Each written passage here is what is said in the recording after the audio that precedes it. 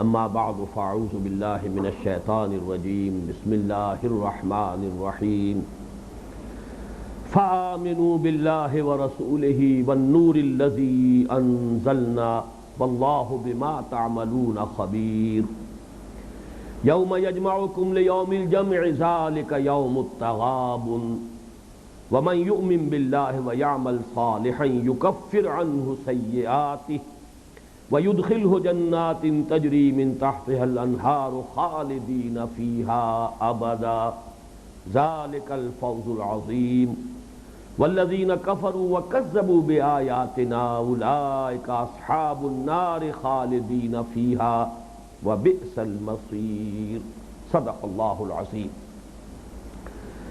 رب اشرح لي صدری ويسر لي أمری واحلل عقدۃ من لسانی يفقهوا قولی۔ اللہم ربنا الہمنا رشدنا واعذنا من شرور انفسنا اللہم ارنا الحق حقا وارزقنا اتباعہ وارنا الباطل باطلا وارزقنا اجتنابہ اللہم نور قلوبنا بالایمان اللہم ربنا زدنا ایمانا وہدا وعلما نافعا وعملا صالحا متقبلا آمین یا رب العالمین۔ سورہ تغابن کی ابتدائی 7 آیات کا ہم مطالعہ مکمل کر چکے ہیں، جن میں ایمانیات ثلاثہ کا بیان ہے ایک نیریٹو انداز میں۔ 4 آیات میں ذات و صفات باری تعالی اگرچہ ان چاروں میں مخفی اور مضمر ہے ایمان بالآخرہ میں، پھر 2 آیات میں ایمان بالرسالت، پھر ایک آیت نہایت پرجلال انداز میں ایمان بالآخرہ کی اس بات پر۔ اب آ رہی ہے زوردار دعوت، فآمنوا۔ میں نے یہ عرض کیا تھا پہلے ہی، یہاں کلمہ فا جو ہے بہت معنی خیز ہے۔ یہ تو حقائق ہے، کوئی مانے تب بھی نہ مانے تب بھی، کسی کے نہ ماننے سے یہ حقائق معدوم نہیں ہو جائیں گے۔ اللہ تو ہے، حقیقت کبریٰ ہے، حقیقت الحقائق ہے، آخرت ہے، حقیقت واقعی ہے، ہو کر رہے گی، شدنی ہے، اٹل ہے۔ اب یہ ہے کہ انسان کی عافیت، انسان کی فلاح، انسان کی کامیابی، انسان کے لیے خیر مضمر ہے اس میں کہ وہ ان حقائق کو مانے، تسلیم کرے۔ فآمنوا، پس ایمان لاؤ، پس مانو، پس تصدیق کرو، پس تسلیم کرو۔ فآمنوا باللہ ورسولہ، پس ایمان لاؤ اللہ پر، اس کے رسول پر صلی اللہ علیہ وسلم، والنور الذی انزلنا، اور اس نور پر کہ جو ہم نے نازل فرمایا۔ یہ سورہ نور کا درس ہم پڑھ چکے ہیں۔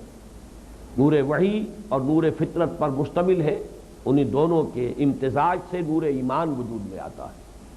یہ نور جو ہے نور وحی، یہ آسمان سے نازل ہوا ہے، فرشتہ لے کر آیا ہے۔ تو یہاں پر تو اس کا مصداق قطعی طور پر قرآن مجید ہے، جس میں کسی اشتباہ کی کوئی گنجائش نہیں۔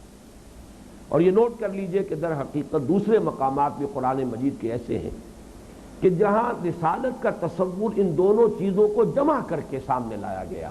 بینہ کیا ہے؟ رسول من اللہ یتلو صحفا مطہرۃ فیہا کتب قیمہ۔ بینہ جو ہے وہ در حقیقت 2 چیزوں پر مشتمل ہے۔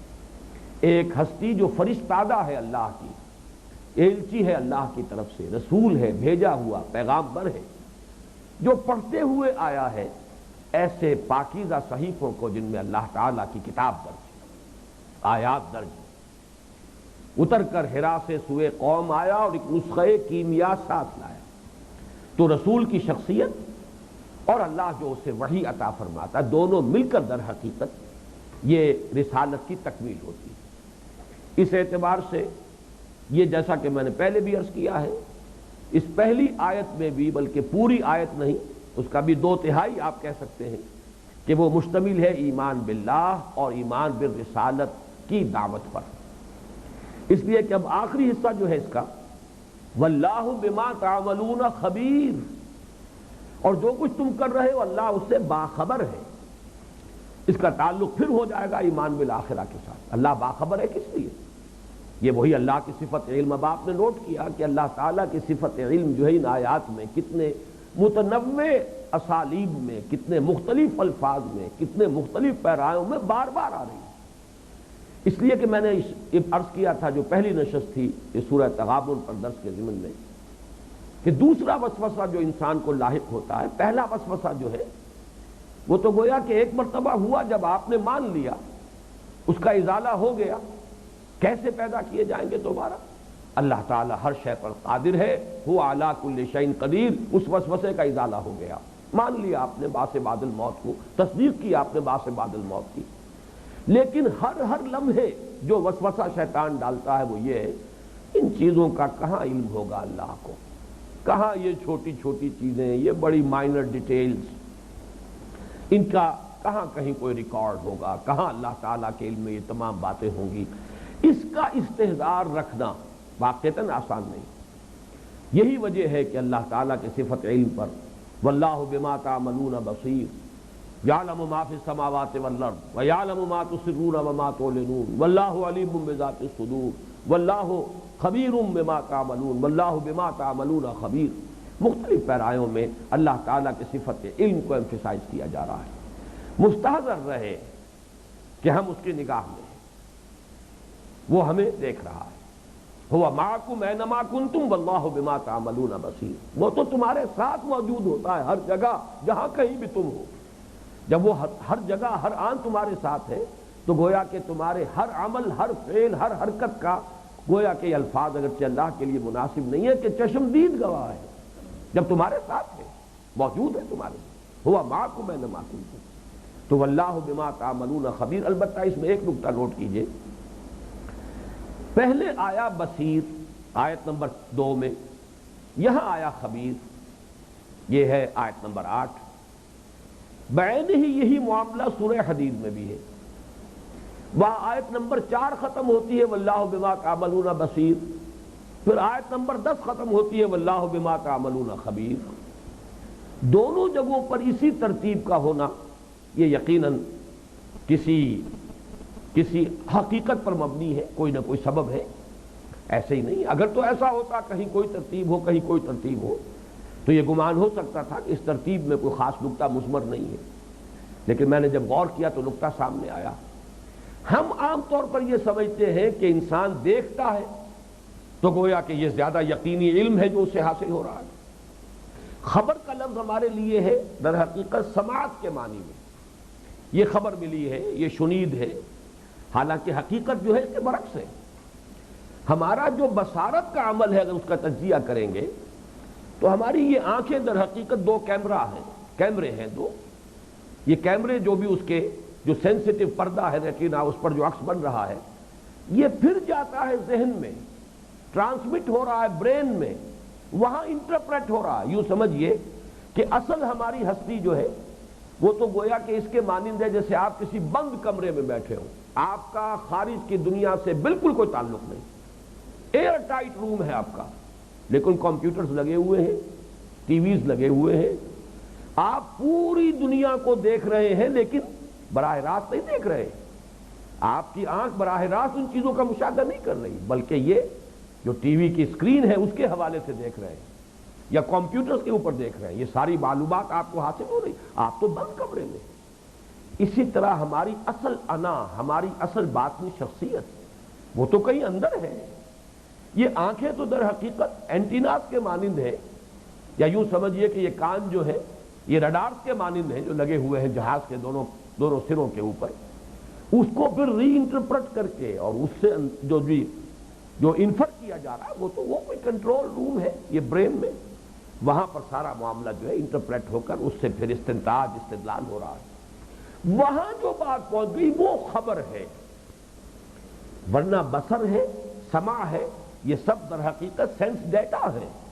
البتہ ان سب کو پروسیس کرنے کے بعد جو نتیجہ یہاں نکل رہا ہے برین کے اندر کارٹیکس میں، گرے میٹر میں جا کر، وہ ہے جس کو ہم خبر کہیں.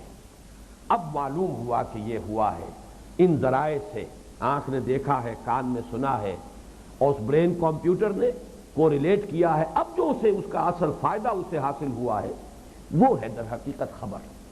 اس اعتبار سے لفظ خبر جو ہے وہ علم کی اس وضاحت میں جو الفاظ آئے ہیں ان میں یہ ہائر لیول پر ہے بنسبت بصارت کے.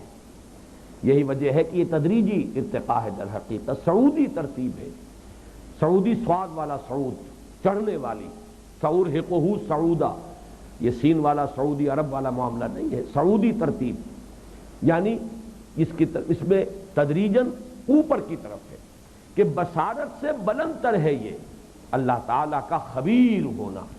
یہ گویا کہ اللہ تعالیٰ کے علم کی تعبیر کے لیے زیادہ معنی خیز اور زیادہ گمبھیر اور زیادہ جامع لفظ ہے. یوم یجمعکم لیوم الجمع ذالک یوم التغابن. اب یہاں سے دو آیات نسبتاً طویل بھی ہیں، یہ اب آ رہی ہیں اور ان میں آخرت کا ذکر جو ہے صراحت کے ساتھ اور تفصیل کے ساتھ. یوم یجمعکم لیوم الجمع، یوما پر زبر ہے، ظرف ہے، لیکن ظرفیت کس کے لیے؟ لَتُنَبَّؤُنَّ بِمَا عَمِلْتُمْ، تمہیں لازماً جتلا دیا جائے گا جو کچھ کہ تم نے کیا ہوگا. کس دن؟ یوم یجمعکم لیوم الجمع، جس دن کہ وہ تمہیں جمع کرے گا، جمع کرنے کے دن. یہ گویا کہ وہ یوم قیامت جس میں کہ پوری نوع انسانی جو ہے، حشر کے معنی بھی جمع کرنا ہے. وَحُشِرَ لِسُلَيْمَانَ جُنُودُهُ، سلیمان کے لیے جمع کیے گئے سب کے سب لشکر، تو حشر بھی جمع کرنے کو کہتے ہیں. یوم حشر یوم الجمع ہے، جمع ہونے کا دن. یوم یجمعکم لیوم الجمع ذالک یوم التغابن، وہ ہے ہار اور جیت کے فیصلے کا دن. یہ ایمان بالآخرہ کا جس کو انگریزی میں کہتے ہیں کرکس آف دی میٹر، اصل لب لباب کیا ہے؟ ہار اور جیت کا فیصلہ اس دن ہوگا. تغابن کے لفظ کو سمجھیے، غبن یا غبن، غین با نون حروف یہ تین ہے، مصدر دو بنتے ہیں، غبن بھی اور غبن بھی. اس کا اصل مفہوم کیا ہے؟ یہ اردو میں بھی لفظ استعمال ہے، غبن کیا ہے، فلاں نے غبن کیا ہے، غبن ہو گیا ہے، کروڑوں کا غبن ہو گیا ہے. کسی کو کوئی زک پہنچانا، خفیہ طور پر نقصان پہنچانا، مال میں یا تدبیر میں. عربی زبان میں جب یہ لفظ آتا ہے، اردو میں ہمارے ہاں صرف مالی معاملات میں غبن کا لفظ استعمال ہوتا ہے، لیکن عربی میں یہ لفظ جو ہے دو مفہوموں کے لیے استعمال ہوتا ہے. غبنا غبنن، بے کے اگر جزم کے ساتھ ہے غبن تو یہ مصدر ہے مال میں خسارہ دینا، گھاٹا دینا، ٹوٹا ڈال دینا، مخفی طور پر دھوکہ دے کر، یہ غبن. اور غبینا غبنن، اس کا جو فعل ماضی بنتا ہے غبینا، بے کے زیر کے ساتھ ہے، اور مصدر بے کے زبر کے ساتھ ہے. غبینا غبنن وہ ہے رائے میں، تدبیر میں کسی کو دھوکے میں ڈال دینا، گھاٹے میں ڈال دینا، زک پہنچا دینا، کسی کی تدبیر جو ہے اس کو کسی طریقے سے غیر مؤثر کر دینا، کسی کی رائے کو کسی غلط رخ پر ڈال دینا. یہ ہوگا غبنن، بے کے زبر کے ساتھ. اس سے بنا باب تفاعل تغابن. باب تفاعل میں مشارکت بھی ہوتی ہے اور مقابلہ بھی ہوتا ہے، اور پھر مبالغہ بھی ہوتا ہے. کثرت سے غبن اور باہم غبن کی کوشش. اس لفظ میں در حقیقت اگر آپ اس کے اندر مشاہدہ کریں گے تو محسوس ہوگا کہ جسے ہم کہتے ہیں اسٹرگل فار ایگزسٹنس، اس دنیا میں تمام مخلوقات کے مابین جو بھی ذی حیات ہے، زندگی والی مخلوقات، ان میں ایک مقابلہ مسلسل جاری ہے. وہ مقابلہ جس کے لیے struggle for existence, survival of the fittest, یہ ہے. ہر شخص ایک دوسرے کو نقصان پہنچانے کی فکر میں ہے. یہ ذرا اچھا نہیں لگتا یہ جو تعبیر کا انداز ہے، لیکن اگر میں اسی بات کو یوں کہوں کہ ہر شخص ایک دوسرے سے زیادہ فائدہ اٹھانے کی کوشش میں ہے. اب آپ غور کیجئے، ایک کا فائدہ دوسرے کا نقصان ہے. ہر دکاندار کوشش میں ہے کہ زیادہ سے زیادہ فائدہ اٹھائے گاہک سے، گویا کہ اسے نقصان پہنچائے. ہر گاہک آخری کوشش کرتا ہے کہ زیادہ سے زیادہ فائدہ اٹھائے یا زیادہ سے زیادہ زک پہنچائے.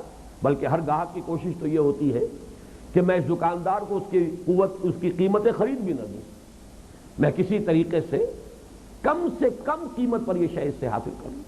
یہ مقابلہ ہے جو جاری ہے، ایک دوسرے سے زیادہ نفع اٹھانا. اور اس کا عکس کیا ہوگا؟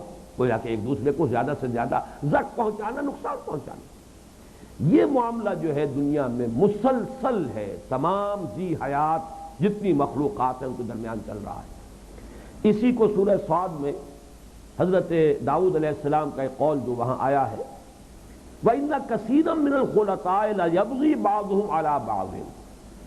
یہ خلطاء جو ہوتے ہیں آپس میں جن کے معاملات مشترک ہوتے ہیں، بھائی ہیں، جوائنٹ فیملی ہے، کاروبار ہے، جوائنٹ پارٹنرشپ ہے، اس میں بھی ایک کشمکش چلتی رہتی ہے۔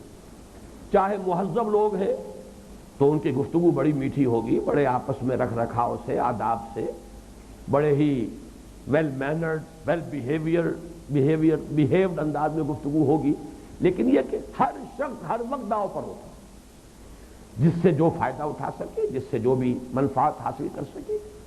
یہ ہے جس کا کہ اس لفظ کے اندر نقشہ کھینچا گیا ہے، لیکن اصل بتایا جا رہا ہے۔ جیسے مسابقت کے بارے میں قرآن کہتا ہے کہ مسابقت تو فطرت انسانی میں ہے، ہر انسان چاہتا ہے میں دوسروں سے آگے نکل جاؤں، لیکن قرآن یہ کہتا ہے کہ تم مسابقت کا میدان بدل دو، فاستبقوا الخیرات، ایک دوسرے سے آگے نکلو لیکن بھلائی میں، نیکیوں میں، خیر میں، اچھائیوں میں، خدمت خلق میں، انفاق فی سبیل اللہ میں، جہاد و قتال فی سبیل اللہ میں آگے نکلو۔ ٹھیک ہے، مسابقت ہونی چاہیے، مقابلہ ہونا چاہیے، نکلو، فاستبقوا الخیرات، وَلِكُلٍّ وِجْهَةٌ هُوَ مُوَلِّيهَا فَاسْتَبِقُوا الْخَيْرَاتِ۔ اسی طرح سورہ حدید میں آئے گا سابقوا الی مغفرۃ من ربکم، ایک دوسرے سے آگے نکلو، دوڑو، بھاگو۔ جس طرح دنیا میں تم نے دوڑ لگا رکھی ہے، دنیا میں تم نے دولت کے حصول کے لیے دوڑ لگائی ہے، یا شہرت کے حصول کے لیے، یا اقتدار کے حصول کے لیے، وجاہت کے حصول کے لیے، قوت اور اقتدار کے حصول کے لیے، لیکن یہ کہ تم میدان بدل دو، ایک دوسرا میدان بھی تو ہے نا، خیر کا، نیکی کا، بھلائی کا، خدمت خلق کا، اللہ کے دین کی خدمت کا۔ لہذا قرآن مجید اس داعیہ فطری کو صرف یہ کہ صحیح رخ پر موڑتا ہے۔ اسی طرح کا معاملہ یہ ہے کہ تغابن تو ہے، ہار اور جیت، اس مقابلہ جاری ہے، کون جیتا کون ہارا، لیکن یوں سمجھ لو کہ ہار اور جیت اس دنیا کی در حقیقت غیر حقیقی ہار ہے، غیر حقیقی جیت ہے۔ یہاں کی جیت جیت نہیں، یہاں کی ہار ہار نہیں۔ یہاں جو بادشاہ بن کے بیٹھا ہوا ہے وہ بادشاہت نہیں، وہ بھی ایک ڈرامہ ہے جو ہو رہا ہے۔ ایک وقت آئے گا کہ معلوم ہوگا کہ جب آنکھ کھلی گل کی تو موسم تھا خزاں کا۔ اسی طریقے سے جیسے مختلف ڈراموں میں یا مختلف کھیلوں میں آپ مختلف رول لوگوں کو اسائن کرتے ہیں، ایسے عارضی طور پر کچھ رول ہیں جو اسائن ہو گئے اور ایک اپنا کردار ادا کر رہا ہے، لیکن یہاں کی جیت جیت نہیں، یہاں کی ہار ہار نہیں۔ ہاں ایک دن آنے والا ہے، وہ ہے ہار اور جیت کے فیصلے کا دن۔ جو اس دن جیتا وہ جیتا، جو اس دن ہارا وہ ہارا، وہ جیت ابدی، وہ ہار ابدی، وہ کامیابی کامرانی بھی ابدی، فوز و فلاح بھی دائمی، وہ ناکامی اور نامرادی بھی ابدی۔ اس اعتبار سے ہار اور جیت کے تصور کو بدل دو۔ بہت اہم نکتہ ہے یہ، اس ایک لفظ کے استعمال، اور یہ نوٹ کر لیجئے قرآن مجید میں اس مادے سے صرف یہی ایک لفظ اسی مقام پر آیا اور کہیں یہ لفظ استعمال نہیں ہوا۔ یوم یجمعکم لیوم الجمع ذالک یوم التغابن، اس دن جس دن کے وہ جمع کرے گا تم سب کو، جمع کرنے کے دن، وہ ہوگا ہار اور جیت کے فیصلے کا دن۔ اچھا وہ ہار کیا ہے اور جیت کیا ہے؟ جیت یہ ہے وَمَن يُؤْمِن بِاللَّهِ وَيَعْمَلْ صَالِحًا، جو کوئی بھی ایمان رکھے گا اللہ پر اور عمل کرے گا اچھے، مجرد ایمان نہیں، ایمان کے عملی تقاضوں کو پورا کرے، اعمال صالحہ، وہی بات جو سورۃ العصر سے چلی آ رہی ہے، وَالْعَصْرِ إِنَّ الْإِنسَانَ لَفِي خُسْرٍ إِلَّا الَّذِينَ آمَنُوا وَعَمِلُوا الصَّالِحَاتِ وَتَوَاصَوْا بِالْحَقِّ وَتَوَاصَوْا بِالصَّبْرِ۔ جیسا کہ میں عرض کیا پہلے بھی، تواسی جو ہے وہ بھی ایک عمل ہی ہے، وہ عمل صالح ہی کی مزید شرح ہے، نیکی کا حکم دینا، بدی سے روکنا، بھلائی کی تلقین کرنا، واعظ و نصیحت، یہ بھی تو عمل ہے۔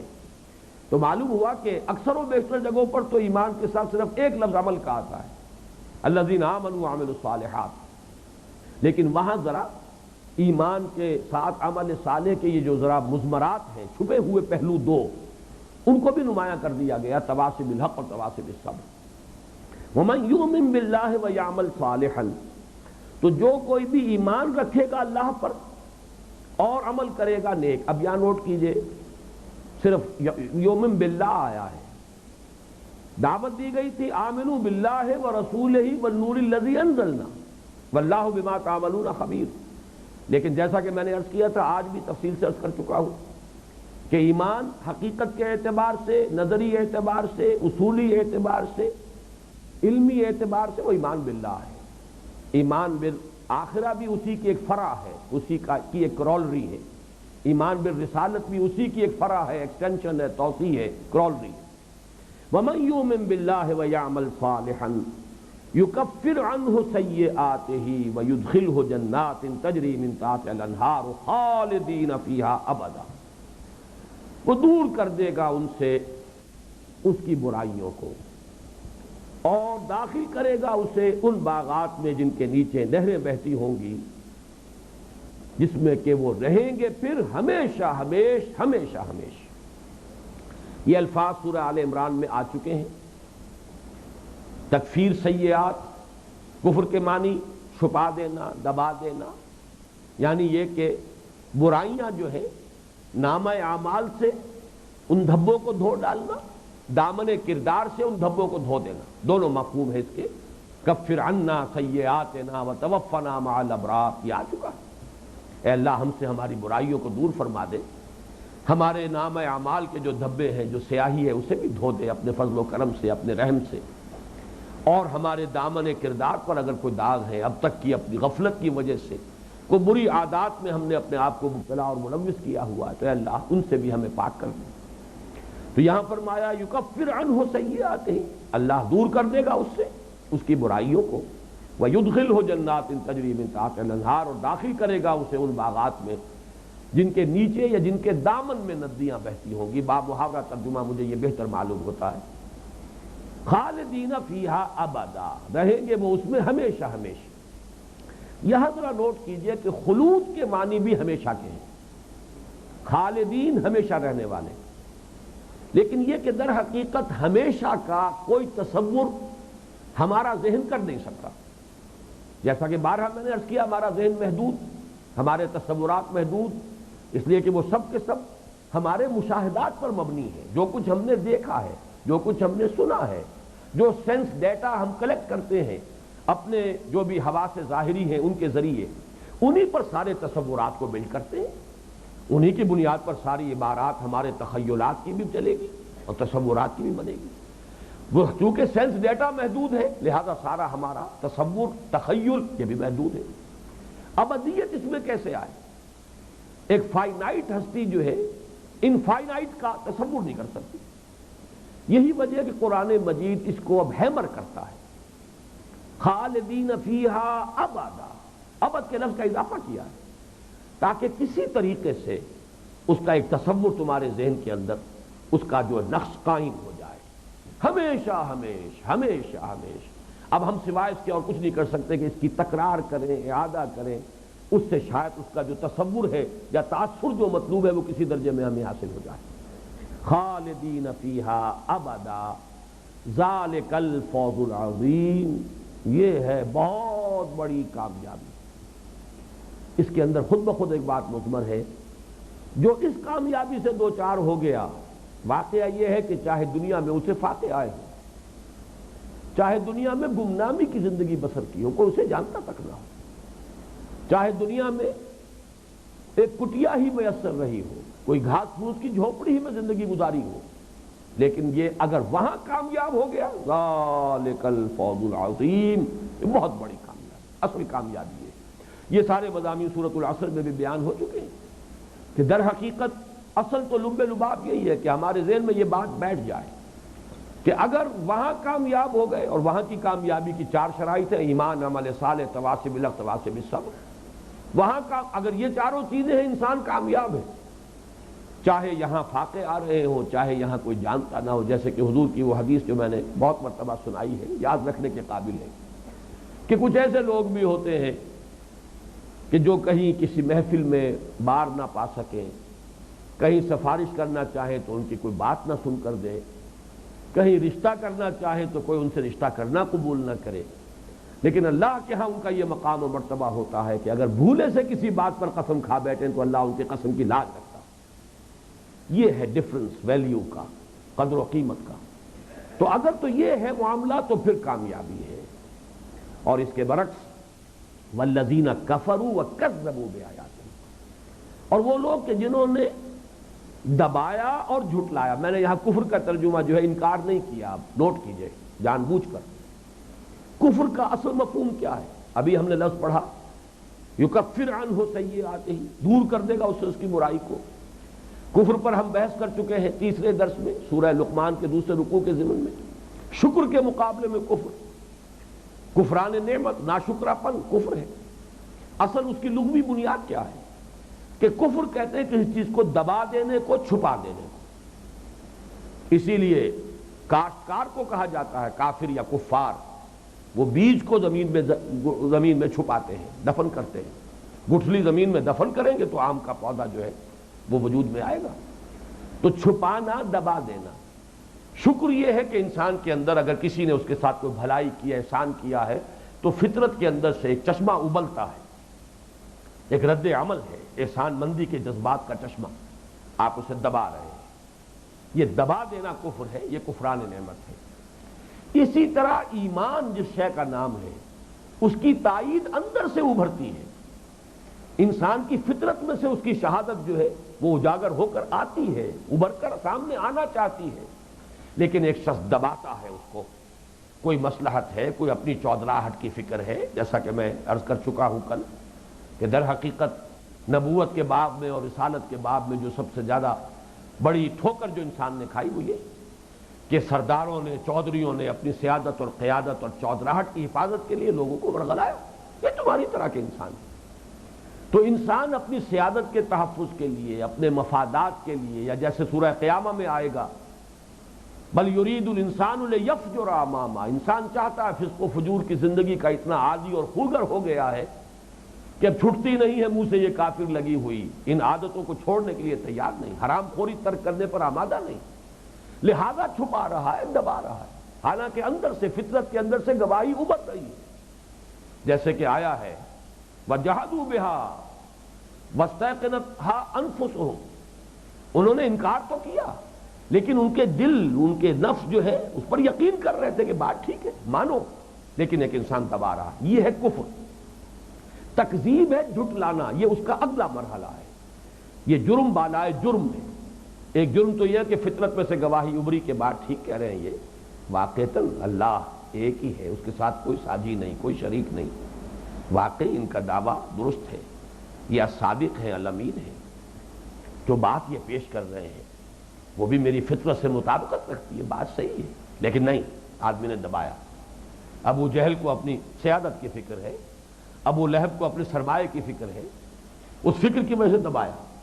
یہ ایک جرم ہوا، اور دوسرا جرم یہ جھٹلایا، غلط کہتے ہیں، جھوٹے ہو، کذاب ہو، ساحر کذاب، جادوگر، جھوٹ بولنے والا، تمہارا دعویٰ باطل ہے، تم ساحر ہو، تم شاعر ہو، تمہارا یہ قول ہی غلط ہے کہ یہ اللہ کا کلام ہے جو تم پر فرشتہ لے کر نازل ہوا ہے، یہ تو تمہارا منگڑت کلام ہے، یا تم کسی عجمی غلام سے ڈکٹیشن دے رہے ہو اور ہم پر دھونسے باتیں ہو۔ یہ تکذیب ہے۔ تو یہ جو دو الفاظ آئے ہیں، یوں نہ سمجھیے کہ یہ ایسے ہی صرف تکرار ہو رہی ہے، دونوں کے اندر در حقیقت اپنی اپنی جگہ پر ایک معنویت ہے جو مثبت ہے۔ فالذین کفروا وکذبوا بآیاتنا اولئک اصحاب النار، وہ ہیں آگ والے، خالدین فیہا، وہ بھی رہیں گے اس میں ہمیشہ ہمیش، وبئس المصیر، اور وہ بہت برا ٹھکانہ ہے۔ اعاذنا اللہ منہا، اللہ تعالی ہمیں اس سے بچائے۔ یہاں ایک بہت اہم تفسیری نکتہ ہے۔ اہل جنت کے تذکرے میں خلود پر ابدا کا اضافہ ہے، اہل جہنم کے تذکرے میں خلود، محض خلود کا ذکر ہے، ابدا کا اضافہ نہیں ہے۔ ایسا بلا وجہ تو نہیں، بے سبب تو نہیں ہو سکتا۔ گنجینہ معنی کا طلسم اس کو سمجھیو جو لفظ کے غالب میرے اشعار میں آئے، میرے اشعار میں آوے، معلوم ہوا جو لفظ آیا ہے کسی وجہ سے آیا، جو لفظ نہیں آیا وہ بھی کوئی سبب ہے جس کی وجہ سے نہیں آیا۔ یہی معاملہ سورہ بینہ میں ہے، وہاں بھی اہل ایمان کے ساتھ خالدین فیہا ابدا رضی اللہ عنہم ورضوا عنہ، اور اہل کفر کے ساتھ جہنمیوں کے ساتھ خالدین فیہا۔ یہ دو مقامات ایسے ہیں، ویسے تو دوسری جگہوں پر جہنمیوں کے لیے بھی خالدین فیہا ابدا کا اضافہ موجود ہے، لیکن علیحدہ علیحدہ۔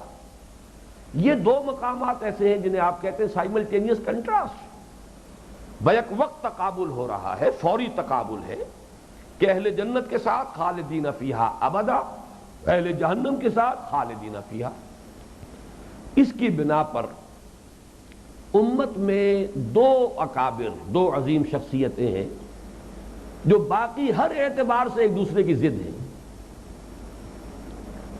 شیخ اکبر محی الدین ابن عربی، جو تصوف میں اہل تصوف کے ہاں ان کا بہت بڑا مقام ہے، شیخ اکبر کہلاتے ہیں۔ دوسری طرف امام ابن تیمیہ، ہمارے ہاں تفسیر حدیث کے علم میں، فقہ کے علم میں، خاص طور پر جو غیر مقلد ہمارے ہاں کہلاتے ہیں اہل حدیث حضرات، ان کے چوٹی کے امام۔ ان کا واقعہ یہ ہے کہ ان کے ہاں سندیں دو ہیں، ایک سند ہے روایت کے اعتبار سے وہ امام بخاری رحمہ اللہ، اور ایک سند ہے علم کے اعتبار سے، تفسیر کے اعتبار سے، عقائد کے مباحث کے اعتبار سے، وہ آخری سند ہے امام ابن تیمیہ رحمہ اللہ۔ تو امام ابن تیمیہ نے ابن عربی کی تردید میں، ان پر تنقید میں بڑی شدت اختیار کی ہے۔ زندقہ، الحاد، نہ معلوم کیا کیا چیزیں ہیں، کن کن الفاظ کو استعمال کیا ہے، تو ہر اعتبار سے ایک دوسرے کی ضد ہے۔ لیکن اس معاملے میں دونوں متفق ہیں، اگرچہ اہل سنت کی اکثریت جو ہے ان دونوں کی بات کو رد کرتی ہے۔ اہل سنت کا جو اجماعی عقیدہ ہے وہ یہ ہے کہ جنت بھی ابدی ہے، ہمیشہ ہمیش، ہمیشہ ہمیش، ہمیشہ ہمیش، اسے کبھی ختم نہیں ہونا۔ اسی طرح دوزخ بھی ابدی ہے، ہمیشہ ہمیش، ہمیشہ ہمیش، ہمیشہ ہمیش، کبھی ختم نہیں ہوگی۔ اہل سنت کا اجماعی عقیدہ یہ ہے۔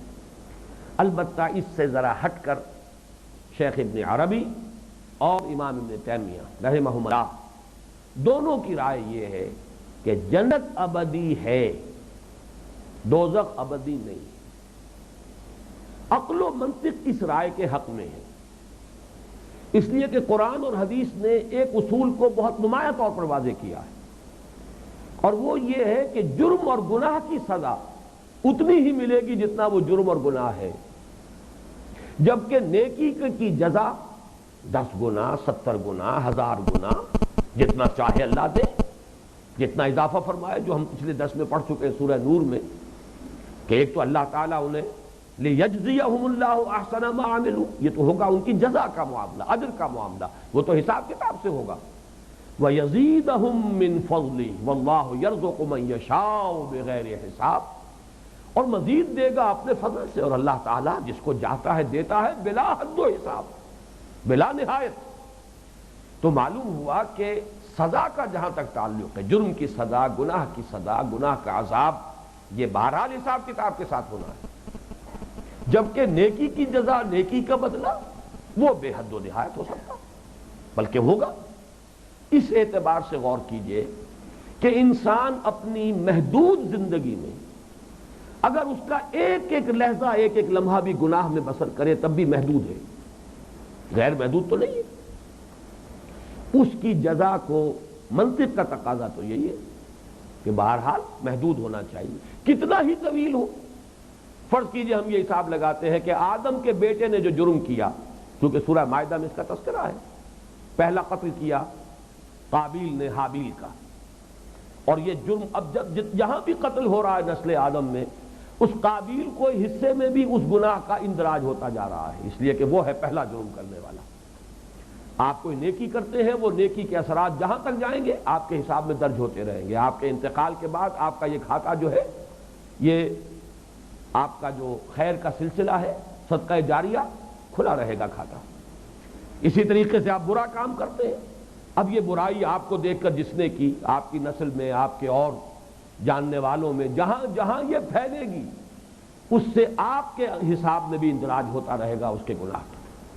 لیکن میں یہ کہتا ہوں کہ قابیل سے لے کر اور آخری انسان جو پیدا ہوگا دنیا میں، ان سب کو بھی شمار کر لیجئے تب بھی محدودیت تو ہے نا۔ آپ اس کو کتنی ہی ضرب دے لیں، کتنی ہی مرتبہ اس کو کتنے ہی نیومیریکلز ایجاد کر لیجئے، لائٹ ایئرز بنا لیجئے، جو چاہے کر لیں، لیکن محدود رہے گا، وہ رہے گا، فائنائٹ انفائنائٹ نہیں ہو سکتا۔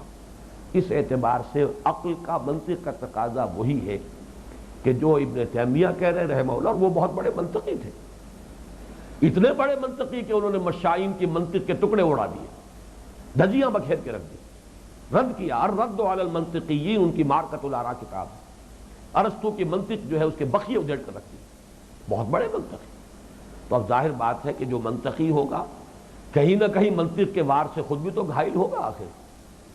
اس اعتبار سے ابن تیمیہ جو ہے وہ اہل سنت کے اجماعی عقیدے کے خلاف یہ رائے رکھتے ہیں، منطق اس کے حق میں ہے، میں بھی اس کو تسلیم کرتا ہوں، عقل کا تقاضا ہے، اور وہ اصول جو ہے وہ بھی اسی کی تائید میں ہے کہ نیکی کا اجر و ثواب اور بدلہ وہ بہت بڑھ چڑھ کر اضعافاً مضاعفہ ملتا چلا جائے گا، لیکن بدی کی سزا جو ہے وہ حساب کتاب سے ہوگی۔ اس اعتبار سے بھی اس نظریے کی تائید ہوتی ہے۔ بعض احادیث بھی آتی ہیں اور ان کو مولانا سید سلیمان ندوی رحمۃ اللہ علیہ نے جو سیرت النبی پر جو 4 جلدیں انہوں نے تصنیف فرمائی، اصل میں تو 2 جلدوں میں سیرت ختم ہو گئی جو کہ ان کے استاد علامہ شبلی کی تصنیف ہے، لیکن بعد میں بقیہ 4 جلدوں میں شاگرد نے یعنی سید سلیمان ندوی رحمۃ اللہ علیہ نے ایک طرح کا انسائکلوپیڈیا بنا دیا ہے، ان 4 جلدوں میں اسلام اور حضور کی تعلیمات مختلف عنوانات کے تحت بہت عمدگی کے ساتھ ان کو جمع کیا ہے۔ اس میں انہوں نے وہ احادیث بھی جلد 4 میں دی ہیں، اور ان کے حوالے سے انہوں نے بھی یہی رائے ظاہر کی ہے اس میں جلد 4 سیرت النبی کی کہ جہنم ابدی نہیں ہے۔ وہ احادیث بھی کوٹ کی ہیں کہ ایک وقت آئے گا کہ جہنم ایسے کھنکے گی جیسے خالی دیگ کھنکتی ہے، اس میں کچھ نہیں رہے گا۔ اب یہ کہ میں زیادہ تفصیل میں نہیں جانا چاہتا، اگرچہ ایک روایت یہ ہے کہ جب سید سلیمان ندوی رحمۃ اللہ علیہ نے پھر بیعت کی ہے مولانا اشرف علی تھانوی رحمۃ اللہ علیہ کے ہاتھ پر، تو انہوں نے جن جن آراء سے توبہ کرائی، رجوع کرایا، ان میں یہ رائے بھی شامل تھی، اور سید سلیمان صاحب اپنی اس رائے سے تائب ہو گئے، انہوں نے اپنی اس رائے سے رجوع کیا۔ لیکن یہ کہ بہرحال وہ کتاب چھپ رہی ہے، اس میں اس کا تذکرہ نہیں ہوتا، وہ دلائل پورے کے پورے احادیث کے استشہاد کے ساتھ اسی کے حق میں ہے کہ جہنم جو ہے ایک وقت آئے گا کہ ختم ہو جائے گی۔ یا تو یہ ایک رائے یہ ہے، یہ حضرت مجدد الفسانی رحمۃ اللہ علیہ کی ہے کہ جن میں سرے سے ایمان کی کوئی رمق نہیں ہوگی وہ بالکل پیرش ہو جائیں گے، ختم ہو جائیں گے، گویا کہ ان میں کوئی باقی رہنے والا عنصر ہے ہی نہیں۔ دوام تو ایمان کو ہے، جن میں رائی کے برابر کے دانے کے برابر بھی ایمان ہوگا وہ بالآخر سزا پا کر نکل آئیں گے، تو گویا کہ جہنم خالی رہ جائے گی، کھنکتی ہوئی دیگ کے مانند ہوگی کہ اس میں کچھ نہیں ہوگا۔ میں نے یہ بحث ذرا تفصیل کے ساتھ آپ کے سامنے رکھ دی ہے، بہرحال یہ بھی آپ کو بتا دیا اہل سنت کا اجماعی عقیدہ وہی ہے، اسی میں عافیت ہے۔ عافیت کس لیے ہے کہ واقعہ یہ ہے کہ یہ ہماری نفسیاتی کمزوری ہے کہ ذرا سا بھی ہمارے اعصاب پر سے اگر گرفت کمزور پڑ جائے، اس ایمان بالآخرہ، اور ایمان بالآخرہ میں زیادہ جو چیز ہے وہ تو در حقیقت جہنم کا خوف، اس کے عذاب کی جو بھی سختی ہے، ہولناکی ہے، اس کا تصور، پھر اس کی ہمیشگی، اس کا دوام۔ یوں نہ سمجھیے کہ یہ جن کی رائے یہ ہے کہ وہ بالآخر ختم ہو جائے گی، وہ یہ سمجھتے ہیں کہ یہ کوئی 2-4 دن کی بات ہے، وہ کہتے ہیں کہ 100 برس، 1000 برس رہے گی وہ عذاب جو ہے، اس معنی میں خلود ہی کے حکم میں ہوگا، اس معنی میں ابدیت ہی کے حکم میں ہوگا، لیکن بالآخر ایک وقت آئے گا کہ وہ ختم ہو جائے گا۔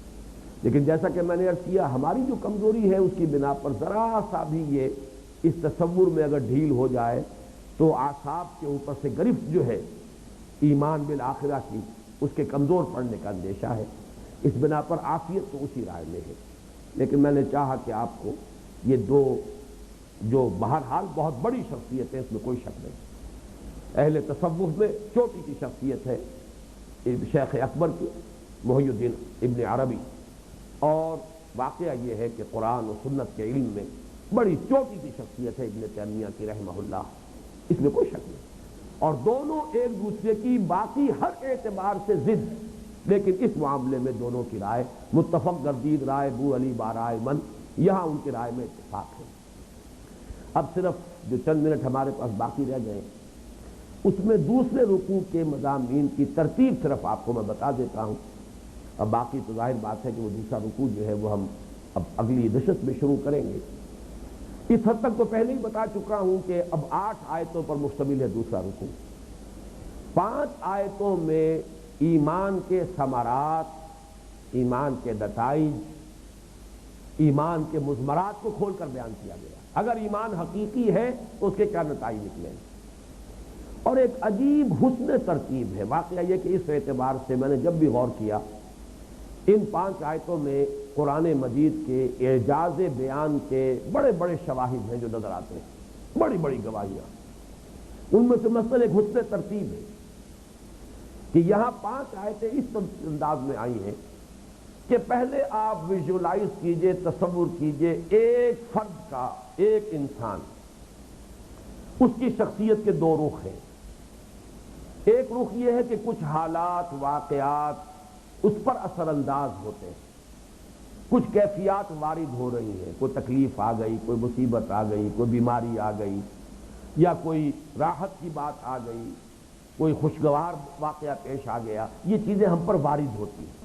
خارج سے ہم اثر پذیر ہوتے ہیں ان حوادث و واقعات سے، اور ایک ہماری شخصیت کا رخ ہے کہ ہمارے اندر سے کچھ افعال، حرکات و سکنات جو ہیں وہ صادر ہوتے ہیں۔ ایک ورود ہے، ایک صدور ہے، ایک ہم پر وارد ہونے والی کیفیات ہے، ایک ہم سے صادر ہونے والی حرکات و سکنات، ہمارے اعضاء و جوارح سے جو صادر ہونے والے افعال و اعمال ہیں۔ اس اعتبار سے ترتیب بیان کی گئی کہ اگر ایمان حقیقی ہے تو وارد ہونے والی چیزوں کے بارے میں نقطہ نظر کیا ہو جائے گا، اور صادر ہونے والے اعمال کے اندر کیا تبدیلی آئے گی۔ اس کے بعد یہ تو 3 چیزوں میں آئے گی۔ صادر ہونے والوں میں 2 پہلوؤں سے بحث ہوئی، وارد ہونے والے پر 1 آئے۔ پھر آپ تصور کیجئے ہر انسان اس دنیا میں ہے تو کچھ رشتوں میں جکڑا ہوا ہے، رشتوں کے مختلف دائرے ہیں۔ پہلا دائرہ ہے والدین، بھائی بہنیں، اور شوہر کے لیے بیوی، بیوی کے لیے شوہر اور اولاد، یہ پہلا دائرہ ہے۔ پھر دوسرا دائرہ ہے چچا ہیں، بھتیجے ہیں، ماموں ہیں، بھانجے ہیں، پھر قوم کا، قبیلے کا، قوم کا، نوع انسانی کا، یہ دائرے ہیں جس کو اقبال نے کہا رشتہ و پیوند۔ اور ایک یہ کہ اس دنیا میں زندگی گزارنے کے لیے کچھ مال و اسباب یہ ضروری ہے، وسائل و ذرائع، مادی اسباب و وسائل۔ ان دونوں کے بارے میں ایمان کے نتیجے میں نقطہ نظر کیا بن جانا چاہیے۔ یہ ہیں 5 آیات جن میں نہایت جامعیت سے ایمان کے ثمرات کو بیان کیا گیا ہے۔ میرے نزدیک یہ قرآن مجید کا بڑا اعجاز کا حامل مقام ہے، اور اس میں جیسا کہ میں نے پہلی نشست میں عرض کیا تھا، یاد کر لیجئے کہ ان ثمرات اور نتائج ایمان کے ضمن میں 4 آیات وہ ہیں جو داخلی ثمرات سے بحث کرتے ہیں۔ انسان پر نفسیاتی طور پر کیا تبدیلی واقع ہو جانی چاہیے، اس کے زاویہ نگاہ میں، اس کے نقطہ نظر میں، اس کے مینٹل ایٹیٹیوڈ میں کیا تبدیلی ہونی چاہیے، اور صرف 1 آیت ہے جو بحث کرتی ہے کہ اس کے اعمال میں کیا تبدیلی ہونی چاہیے۔ معلوم ہوا کہ واقعتاً انسان چونکہ حیوان عاقل ہے، انسان کی شخصیت صرف ظاہر نہیں بلکہ اصل تو یہ ٹپ آف دی آئس برگ کی طرح سمجھنا چاہیے۔ ظاہر تو ٹپ آف دی آئس برگ ہے، اصل آئس برگ جو ہے وہ تو نگاہوں سے اوجھل ہے۔